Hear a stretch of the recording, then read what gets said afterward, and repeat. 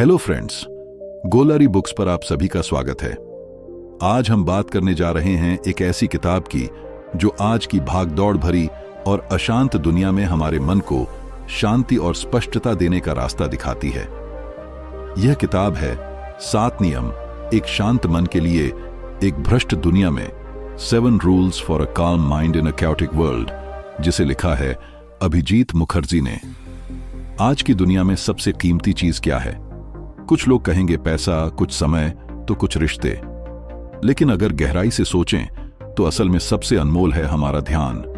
जी हां, वही ध्यान जिसे हर पल सोशल मीडिया, न्यूज, नोटिफिकेशंस और अनगिनत डिस्ट्रैक्शंस चुराने की कोशिश में लगे हैं। सुबह आंख खुलते ही फोन उठाना, बिना सोचे समझे स्क्रॉल करना, एक मैसेज से दूसरे पर कूदना और फिर वायरल वीडियोस या ब्रेकिंग न्यूज में खो जाना, यह अब हमारी रोजमर्रा की जिंदगी का हिस्सा बन चुका है। लेकिन क्या हमने कभी रुककर सोचा कि इस सब का हमारी मानसिक शांति, हमारी सोच और हमारी मेंटल हेल्थ पर क्या असर पड़ रहा है? अभिजीत मुखर्जी कहते हैं कि हमें अपने ध्यान को उसी तरह संभालना चाहिए जैसे हम अपने बैंक बैलेंस को संभालते हैं, जैसे वह कोई दुर्लभ हीरा हो जिसे हर कोई हासिल करना चाहता है। आज की डिजिटल दुनिया में हर प्लेटफॉर्म, चाहे वह इंस्टाग्राम हो, यूट्यूब हो, व्हाट्सएप हो या न्यूज एप्स, हमारे ध्यान के पीछे पड़ा है। वे रैंडम मीम्स, सनसनीखेज खबरें और वायरल वीडियोस के जरिए हमारा कीमती समय और मानसिक ऊर्जा हड़प लेते हैं। इससे बचने का पहला और सबसे जरूरी नियम है डिजिटल बाउंड्रीज सेट करना। इसका मतलब यह नहीं कि आपको फोन फेंक देना है या सोशल मीडिया को पूरी तरह अलविदा कह देना है, बल्कि इसका मतलब है अपने डिजिटल इस्तेमाल को समझदारी से कंट्रोल करना। उदाहरण के लिए, नोटिफिकेशंस को बंद करना एक छोटा लेकिन बेहद प्रभावी कदम है। हर बार जब आपका फोन बीप करता है या वाइब्रेट होता है, आपका दिमाग तुरंत डिस्ट्रैक्ट हो जाता है और एक बार ध्यान भटकने के बाद उसे दोबारा फोकस में लाने में कई मिनट लग जाते हैं। इसकी जगह अगर आप नोटिफिकेशंस को सीमित कर दें, सिर्फ कॉल्स और कुछ जरूरी मैसेजेस को छोड़कर, तो आप अपने दिमाग को बार बार होने वाले व्यवधान से बचा सकते हैं। इसके लिए एक रियल लाइफ उदाहरण लेते हैं। रवि एक युवा प्रोफेशनल जो दिन भर अपने ऑफिस के काम में व्यस्त रहता था, लेकिन उसकी असली परेशानी थी उसका फोन। हर बार नोटिफिकेशन आता, वह उसे चेक करता, फिर एक मैसेज का जवाब देने के बाद यूट्यूब खोल लेता, वहां से न्यूज पढ़ने लगता और फिर व्हाट्सएप पर चैट करने में खो जाता। जब वह अपने असली काम पर बैठता तो उसका दिमाग पहले ही थक चुका होता। एक दिन रवि ने फैसला किया कि वह अपने फोन से सभी गैर जरूरी नोटिफिकेशंस बंद कर देगा। अब सिर्फ कॉल्स और कुछ जरूरी मैसेजेस ही उसे अलर्ट करते हैं। उसने अपनी सुबह की शुरुआत सोशल मीडिया से नहीं, बल्कि 15 मिनट की शांति और जर्नलिंग से करने का फैसला किया। धीरे धीरे रवि ने महसूस किया कि उसका दिमाग पहले से ज्यादा साफ और केंद्रित रहने लगा। उसकी ऊर्जा बची रहती थी और वह अपने काम को ज्यादा बेहतर तरीके से कर पा रहा था। दूसरा नियम है न्यूज एक्सपोजर को सीमित करना। आज की दुनिया में हर 15 मिनट में कोई नई ब्रेकिंग न्यूज आती है जो हमारे दिमाग की शांति को भंग कर देती है। लेकिन क्या हर खबर को जानना जरूरी है? ज्यादातर खबरें, चाहे वह दुर्घटनाएं हो, राजनीति हो या क्राइम, हमें सिर्फ बेचैन और असहाय महसूस कराती हैं, क्योंकि हम उनके बारे में कुछ कर नहीं सकते। मुखर्जी सलाह देते हैं कि न्यूज को एक फिल्टर के साथ देखें। दिन में सिर्फ एक बार, वह भी किसी भरोसेमंद स्रोत से, न्यूज पढ़ें या देखें। इससे आपका दिमाग अनावश्यक तनाव और सूचनाओं के बोझ से बचा रहेगा। तीसरा नियम है अपने इनपुट्स को चुनिंदा बनाना। हमारे दिमाग में जो भी जानकारी जाती है, वह हमारी सोच, हमारे भावनाओं और हमारे कार्यों को आकार देती है। अगर हम हर वक्त नकारात्मक, गपशप से भरा या जहरीला कंटेंट देखते रहेंगे, तो हमारा दिमाग भी धीरे धीरे उसी तरह का बन जाएगा, बेचैन, भ्रमित और थका हुआ। इसलिए यह जरूरी है कि हम सचेत रूप से चुनें कि क्या देखना है, क्या पढ़ना है और किन लोगों के साथ समय बिताना है। उदाहरण के लिए, अगर आप दिन भर ड्रामा भरे रियलिटी शो या नकारात्मक सोशल मीडिया पोस्ट्स देखते हैं, तो आपका दिमाग उसी तरह की ऊर्जा को आत्मसात कर लेगा। लेकिन अगर आप प्रेरणादायक किताबें, सकारात्मक पॉडकास्ट या गहरे विचारों वाले लेख पढ़ते हैं तो आपका दिमाग सकारात्मक और रचनात्मक बनता है। यह सब सुनने में बहुत बुनियादी लग सकता है, लेकिन जब आप इसे अपनी जिंदगी में लागू करते हैं तो यह आपके जीवन को पूरी तरह बदल देता है। कल्पना करें एक ऐसा दिन जिसमें आपका दिमाग साफ हो, आपका फोकस बना रहे और आपका मन शांत रहे। यह सब मुमकिन है बशर्ते आप अपने ध्यान को प्राथमिकता दें और उसे बेवजह की चीजों से बचाएं। अपने फोन को हर 5 मिनट में चेक करने की आदत छोड़ें। न्यूज को बार बार देखने की जगह दिन में एक निश्चित समय तय करें और सबसे जरूरी उन चीजों को चुनें जो आपके दिमाग को पोषण दें, न कि उसे थकाएं। जब आप अपने ध्यान को संभालना सीख जाते हैं तो आपकी जिंदगी में एक गहरी शांति और स्पष्टता आती है जो आज की अराजक दुनिया में सबसे अनमोल है। अब बात करते हैं दूसरे नियम की, जो उतना ही प्रभावशाली है। प्रतिक्रिया देने से पहले भावनात्मक दूरी बनाएं।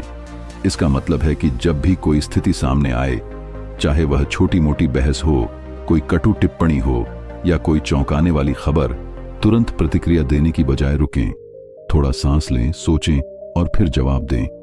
हमारी सबसे बड़ी समस्या यह है कि हम तुरंत जवाब देने के आदी हो गए हैं।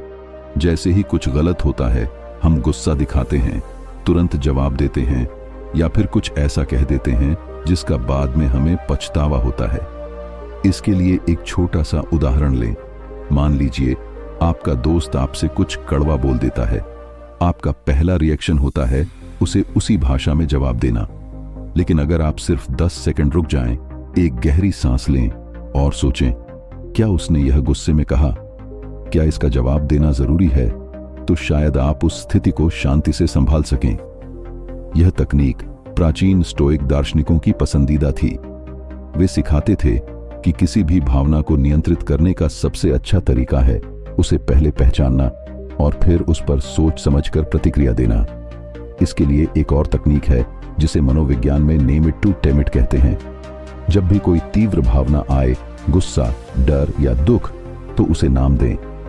खुद से कहें, यह गुस्सा है, यह चिंता है, या मैं अभी दुखी महसूस कर रहा हूं। ऐसा करने से आपका दिमाग उस भावना को पहचान लेता है और तुरंत प्रतिक्रिया देने की तीव्रता कम हो जाती है। रवि ने इस तकनीक को अपनी जिंदगी में आजमाया। पहले जब भी मीटिंग में कोई उसकी बात काटता था, वह तुरंत चिढ़ जाता था और नाराजगी दिखाने लगता था। लेकिन अब वह रुकता है, एक गहरी सांस लेता है और खुद से पूछता है, क्या यह लड़ाई के लायक है? क्या मैं शांति से जवाब दे सकता हूं? धीरे धीरे रवि में एक ऐसी शांति विकसित हो गई जिसे उसके सहकर्मियों ने भी नोटिस किया।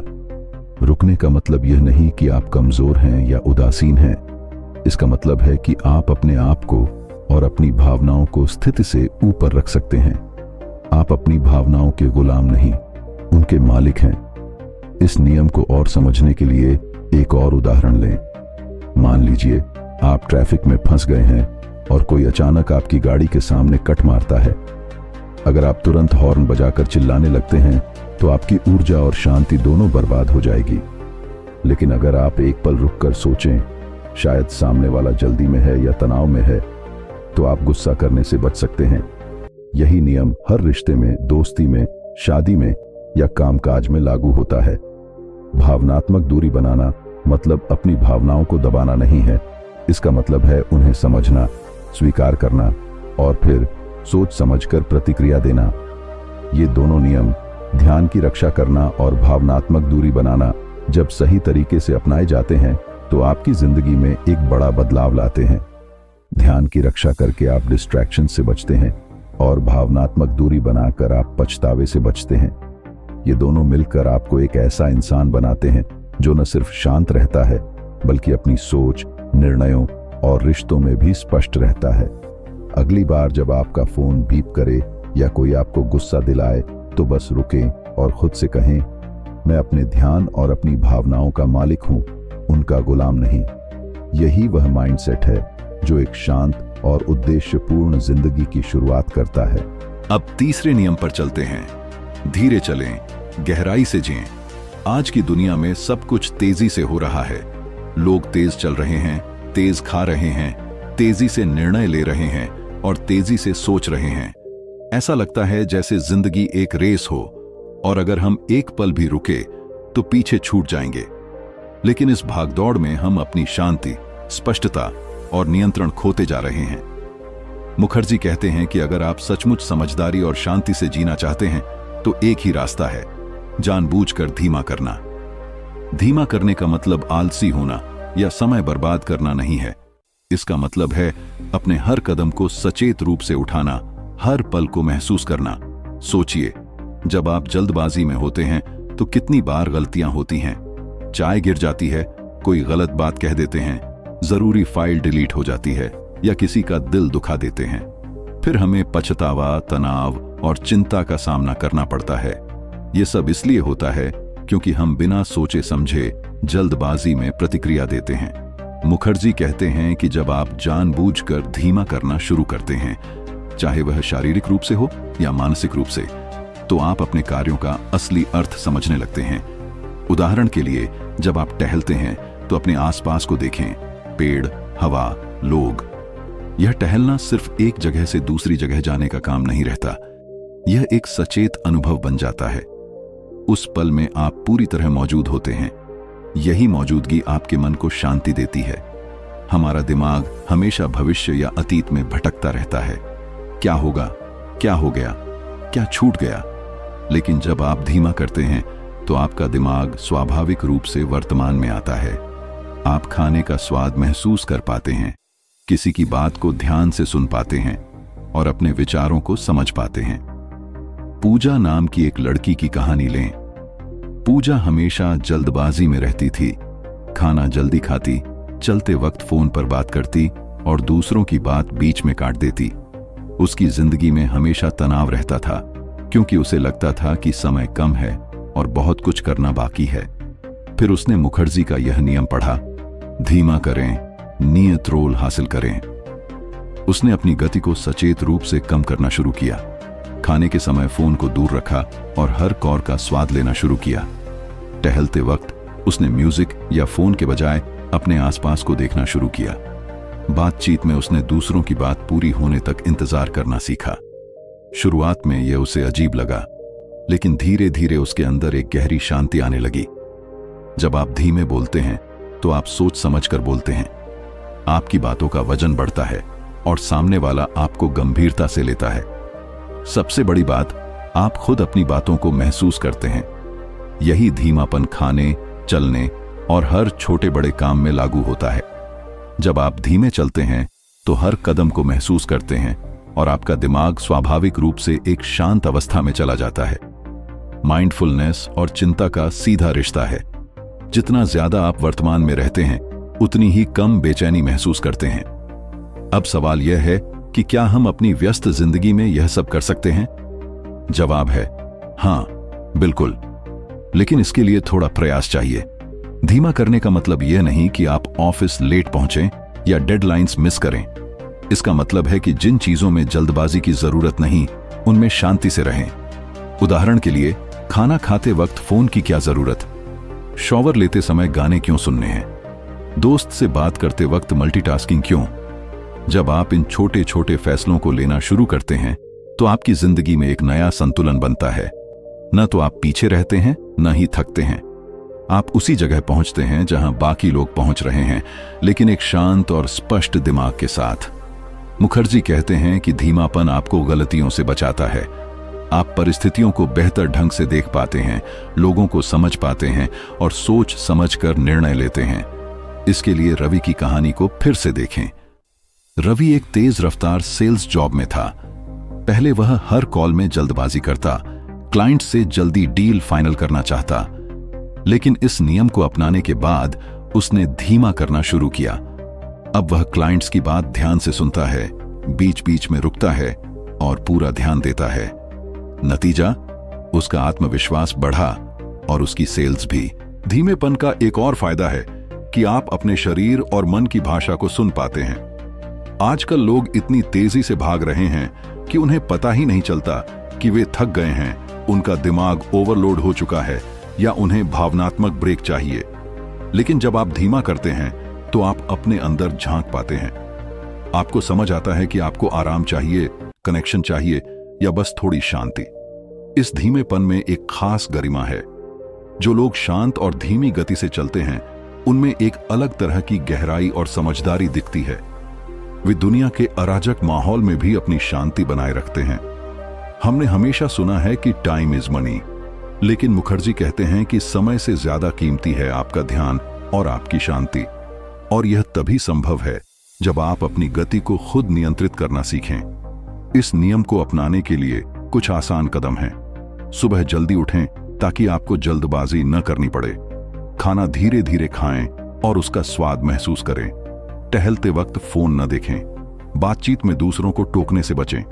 हर काम से पहले 2 सेकंड रुकें। ये सब छोटी छोटी आदतें हैं, लेकिन आज की तेज रफ्तार दुनिया में यह एक तरह की बगावत है, आपकी अपनी शांति और शक्ति को वापस पाने की बगावत। अगली बार जब आप किसी चीज के लिए भागने लगें तो खुद से पूछें, क्या मुझे सचमुच इतनी जल्दी है या मैं धीमा करके इस पल को बेहतर बना सकता हूं?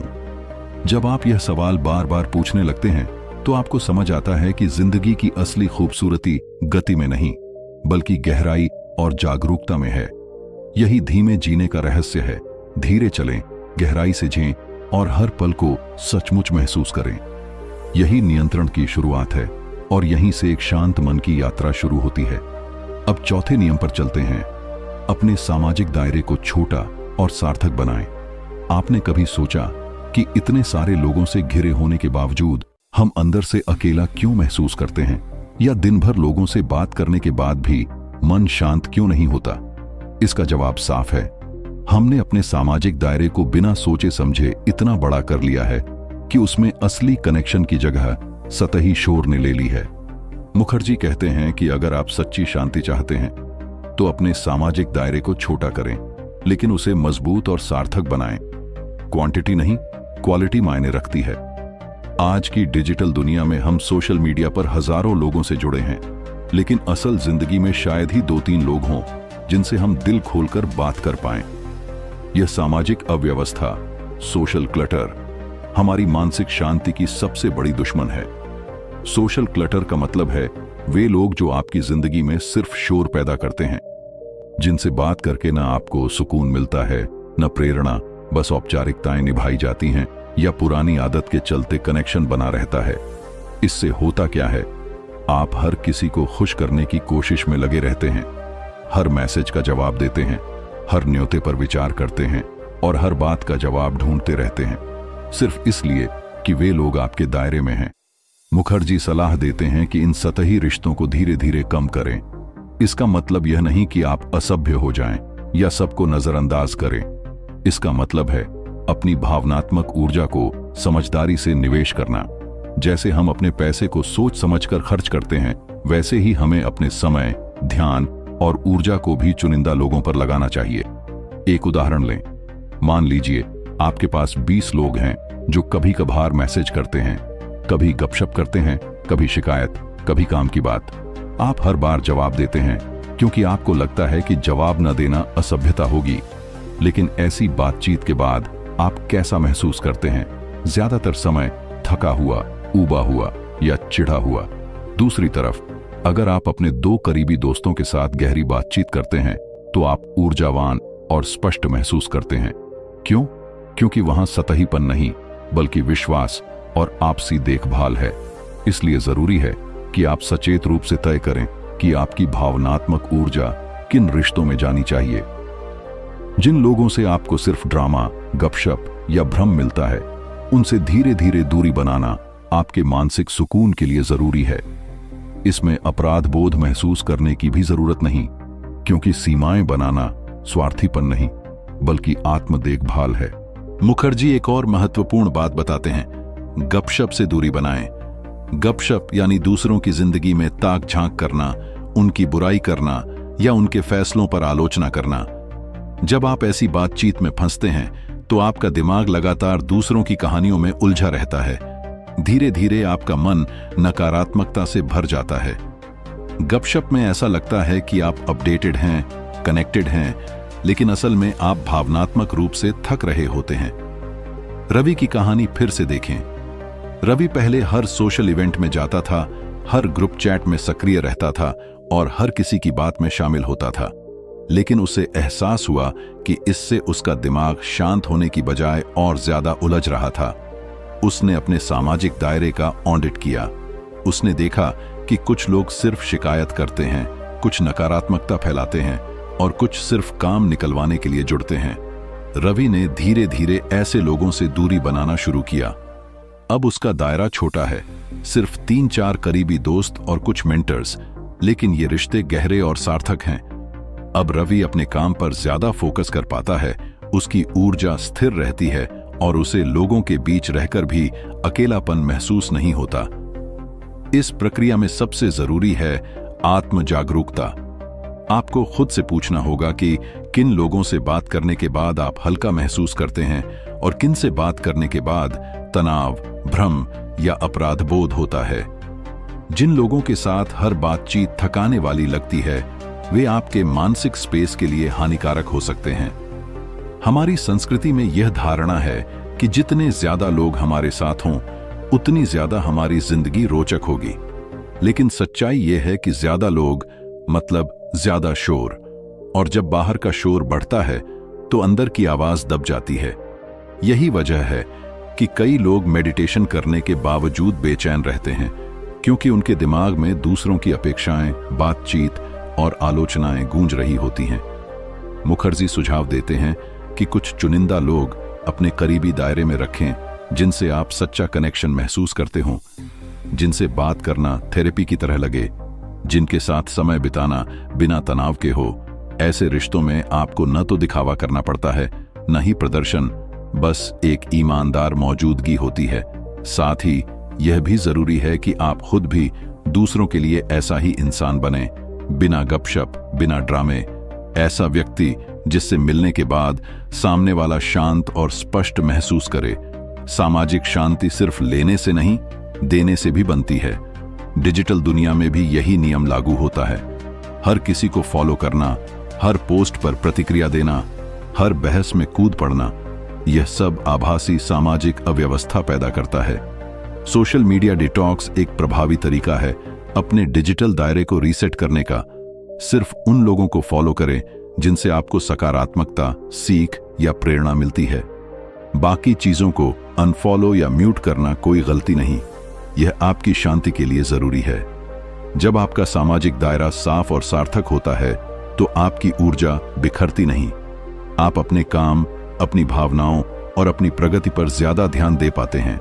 एक शांत मन तभी विकसित होता है जब आप अपने आसपास के शोर को कम करते हैं, और सबसे बड़ा शोर सामाजिक अव्यवस्था से आता है। श्वेता की कहानी लें। श्वेता हमेशा अपने दोस्तों के दायरे में खुद को ढालने की कोशिश करती थी। वह चाहती थी कि हर कोई उसे पसंद करे, उसे स्वीकार करे। इसके लिए वह अपने आराम को छोड़कर दूसरों के साथ चलती थी, लेकिन अंदर से वह तनावग्रस्त थी। फिर उसने एक साधारण आदत शुरू की, हर बातचीत के बाद खुद से पूछना, क्या इस बातचीत से मुझे सुकून मिला या तनाव।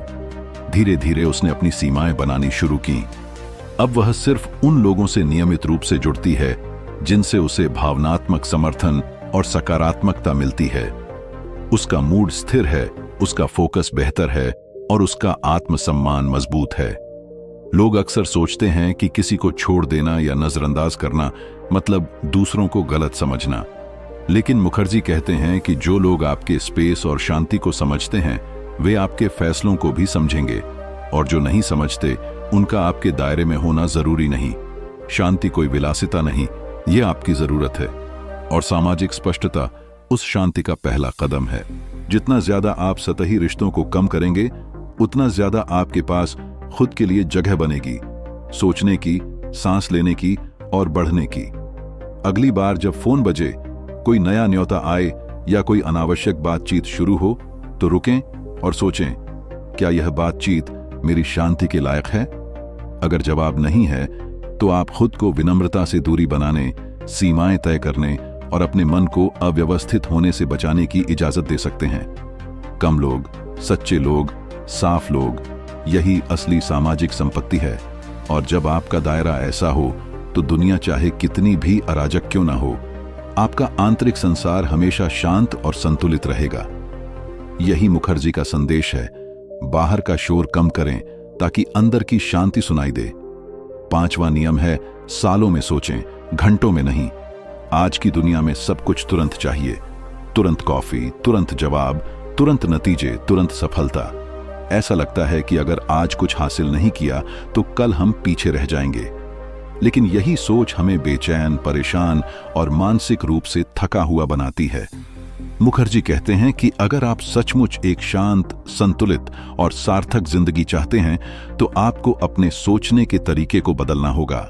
आपको घंटों या दिनों में नहीं बल्कि सालों में सोचना सीखना होगा। हम में से ज्यादातर लोग दिन भर छोटे छोटे लक्ष्यों के पीछे भागते हैं। आज के 8 घंटों में क्या किया, कितने ईमेल्स का जवाब दिया, कितने रील्स देखे या पोस्ट किए।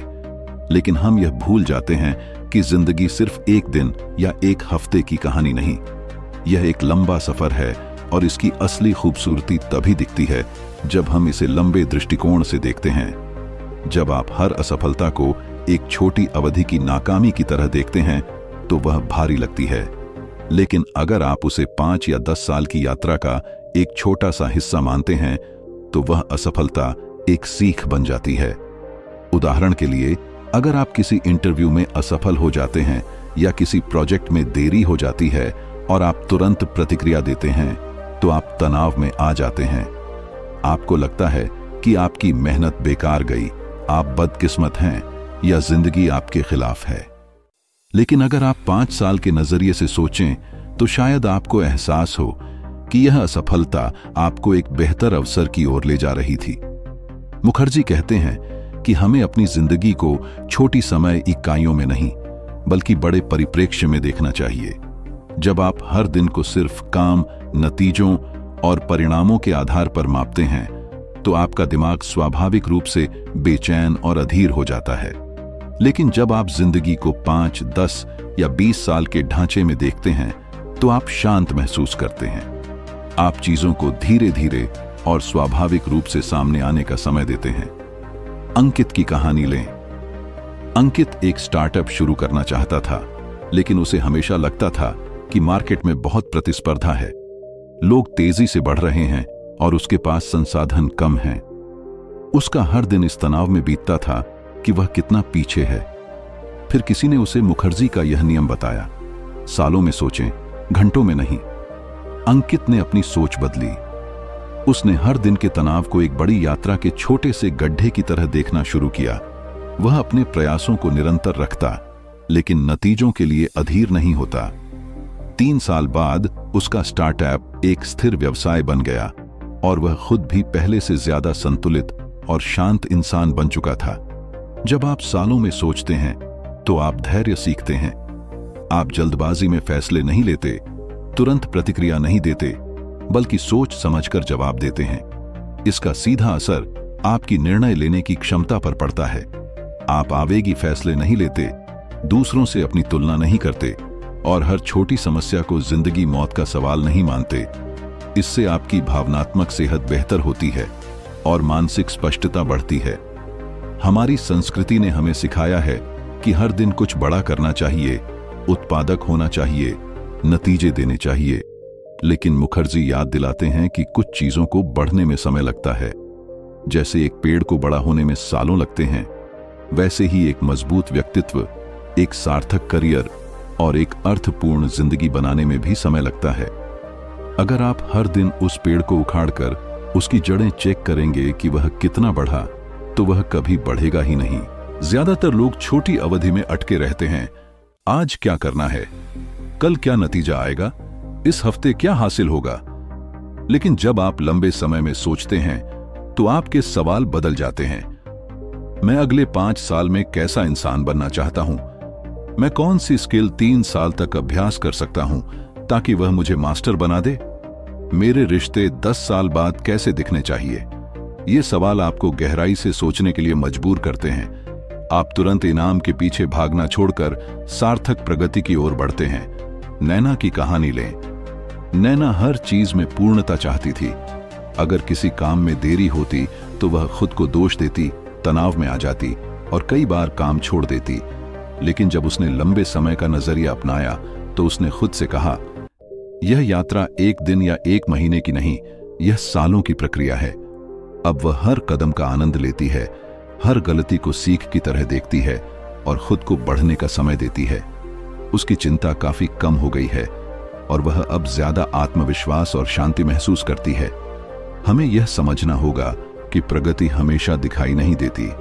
कई बार अंदर ही अंदर बड़ा बदलाव हो रहा होता है जो बाहर आने में समय लेता है। लेकिन अगर आप हर घंटे या हर दिन के आधार पर खुद को आंकते रहेंगे तो आप उस आंतरिक प्रगति को मिस कर देंगे। मुखर्जी कहते हैं कि जब आप सालों में सोचते हैं तो आपकी अपेक्षाएं वास्तविक बनती हैं। आप खुद से और दूसरों से असंभव मांगे नहीं करते। इससे आपके रिश्ते भी स्वस्थ बनते हैं क्योंकि आप दूसरों को समझने और बढ़ने का समय देते हैं। यह माइंडसेट आपकी व्यक्तिगत और पेशेवर जिंदगी में बड़ा बदलाव लाता है। अगर आप अपने करियर को 10 साल की यात्रा मानते हैं तो आज की एक असफलता आपको हिला नहीं सकती। अगर आप अपनी आदतों को सालों का निवेश मानते हैं तो एक दिन की छुट्टी आपको अपराध बोध नहीं देती। और अगर आप अपनी सेहत को लंबे समय का प्रोजेक्ट मानते हैं तो एक दिन का अस्वस्थ भोजन आपको हतोत्साहित नहीं करता। इस नियम को अपनाने के लिए कुछ साधारण आदतें बनाएं। एक जर्नल रखें जिसमें आप अपनी 5 साल की योजना लिखें। हर महीने यह देखें कि आपने क्या सीखा। अपने लक्ष्यों को सालाना हिस्सों में बांटें। अगली बार जब आप किसी छोटी समस्या से परेशान हों तो रुकें और खुद से पूछें, क्या यह बात 5 साल बाद भी मायने रखेगी? अगर जवाब नहीं है तो उसे छोड़ दें और अगर जवाब हाँ है तो शांति से सोचें कि आज आप क्या कदम उठा सकते हैं ताकि 5 साल बाद आप उस चीज के लिए आभारी हों। यह दृष्टिकोण आपको स्थिरता देता है। जब बाकी लोग छोटी छोटी जीत या हार में उलझे हों, आप शांति से अपनी योजना पर काम कर रहे होंगे। यही आपको एक शांत मन, स्पष्ट रास्ता और सार्थक जिंदगी की ओर ले जाता है। यह नियम सिर्फ समय प्रबंधन नहीं बल्कि एक गहरी भावनात्मक रणनीति है। यह हमें सिखाता है कि अगर हम हर घंटे की भागदौड़ से बाहर निकलकर सालों की सोच अपनाएं तो हमारी जिंदगी में गहराई और दिशा आती है। हम असफलताओं से नहीं डरते, धीमी प्रगति से परेशान नहीं होते और समझते हैं कि महान चीजों को समय लगता है। अब छठे नियम पर आते हैं। अपने दिमाग के लिए एक सुरक्षित जगह बनाएं। आज की दुनिया में नोटिफिकेशंस, मैसेजेस, अपडेट्स, रिमाइंडर्स और डेडलाइंस की बाढ़ सी आई हुई है। ऐसे में अपने दिमाग को शांत और सुकून भरा रखना किसी विलासिता से कम नहीं लगता। लेकिन सच्चाई यह है कि हम खुद अपने दिमाग को वह जगह नहीं देते जहां वह आराम कर सके, रिचार्ज हो सके। मुखर्जी कहते हैं कि जैसे हम अपने घर को साफ सुथरा और व्यवस्थित रखते हैं, वैसे ही अपने दिमाग के लिए भी एक साफ और अव्यवस्थित जगह बनानी जरूरी है। हमारा दिमाग हर उस चीज को सोख लेता है जो हम देखते हैं, सुनते हैं, सोचते हैं या महसूस करते हैं। सोचिए, अगर आपका कमरा हमेशा गंदा हो, चीजें बिखरी हों और हर तरफ शोर हो तो वहां रहना कितना मुश्किल होगा। ठीक वैसे ही अगर हमारा दिमाग लगातार सूचनाओं, तनाव, नकारात्मकता और डिस्ट्रैक्शन से भरा रहे तो शांति कहां से आएगी। इसके लिए मुखर्जी पहला सुझाव देते हैं, सुबह की रस्में बनाएं। आपकी सुबह जैसी शुरू होती है, आपका दिन वैसा ही जाता है। अगर आप सुबह उठते ही फोन उठाकर सोशल मीडिया स्क्रॉल करते हैं, न्यूज़ पढ़ते हैं या ईमेल्स चेक करते हैं तो आपका दिमाग बिना सोचे समझे उलझ जाता है। इसके बजाय अगर आप सुबह 10-15 मिनट शांति से बिताएं, जर्नलिंग करें, कृतज्ञता लिखें या बस चुपचाप सांस लें, तो आप अपने दिमाग को दिन की शुरुआत के लिए एक शांत और सुकून भरा माहौल देते हैं। दूसरा कदम है नो फोन जोन बनाना। यह कोई जटिल नियम नहीं लेकिन बेहद प्रभावी है। अपने घर या दिनचर्या में कुछ खास जगहें और समय तय करें जहां फोन न जाए, जैसे बेडरूम, डाइनिंग टेबल या रात का 1 घंटा। जब आप जानबूझकर तकनीक से ब्रेक लेते हैं तो आपका दिमाग सांस ले पाता है। इससे आपका फोकस बेहतर होता है, चिंता कम होती है और आप ज्यादा संतुलित महसूस करते हैं। तीसरा कदम है नियोजित शांत समय। दिन में कम से कम 10 मिनट सिर्फ अपने और अपने दिमाग के लिए रखें। इस समय में कुछ करने की कोशिश न करें, बस चुपचाप बैठें, अपनी सांसों को देखें या हल्का सुंदर संगीत सुनें। अपने दिमाग को स्वतंत्र रूप से भटकने दें। धीरे धीरे वह शांत होगा और इसी शांति में आपको स्पष्टता मिलेगी जो किसी बाहरी शोर में नहीं मिल सकती। यही आपके दिमाग की सुरक्षित जगह बनती है। अब 7वें और आखिरी नियम पर आते हैं। अराजकता को एक स्थिरांक के रूप में स्वीकार करें। यह सुनने में अजीब लग सकता है, अराजकता को स्वीकार करना, लेकिन सोचिए, क्या दुनिया कभी पूरी तरह व्यवस्थित, पूर्वानुमानित और शांत हो सकती है? नहीं। कभी दोस्त की इमरजेंसी आ जाती है, कभी बॉस का मूड खराब होता है, कभी ट्रैफिक में फंस जाते हैं, तो कभी न्यूज में कुछ परेशान करने वाली बात दिखती है। दुनिया का स्वभाव ही अप्रत्याशित है। अगर हम हर बार इस अराजकता से लड़ने की कोशिश करेंगे तो थक जाएंगे। मुखर्जी कहते हैं कि हमें बाहरी अराजकता के बीच अपनी आंतरिक स्थिरता खुद बनानी होगी। इसके लिए 3 चीजें बहुत मदद करती हैं: आदतें, मूल्य और दिनचर्या। जब आपके पास कुछ ऐसी रोजाना की आदतें हों जो आपको स्थिर रखें, जैसे सुबह की सैर, जर्नलिंग, शाम को कृतज्ञता लिखना या रोज पढ़ना, तो आप बाहरी उथल पुथल के बावजूद अंदर से संतुलित रहते हैं। मूल्य आपको दिशा देते हैं।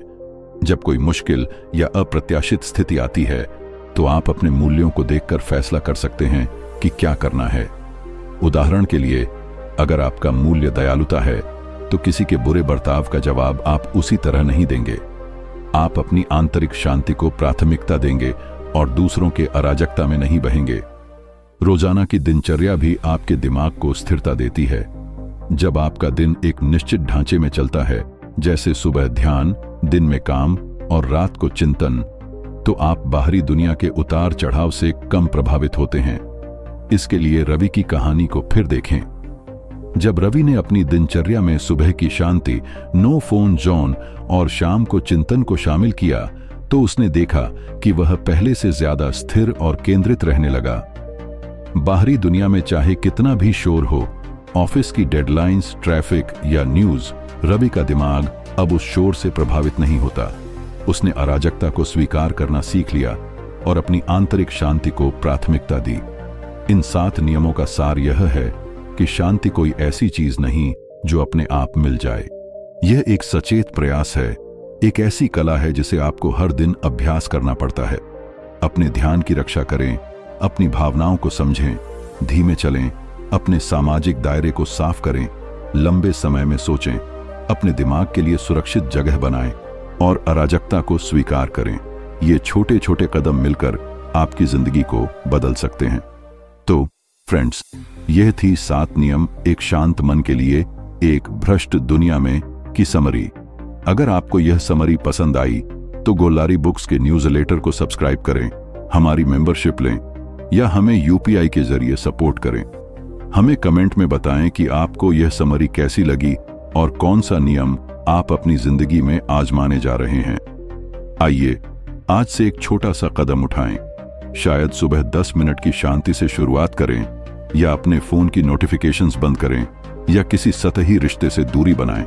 ये छोटे कदम आपके दिमाग को एक शक्तिशाली, शांत और स्पष्ट मशीन में बदल देंगे। गोल्लारी बुक्स के साथ बने रहें और हर दिन एक नया विचार, एक नई सीख और एक नया कदम उठाएं। एक शांत मन की यात्रा आज से शुरू करें।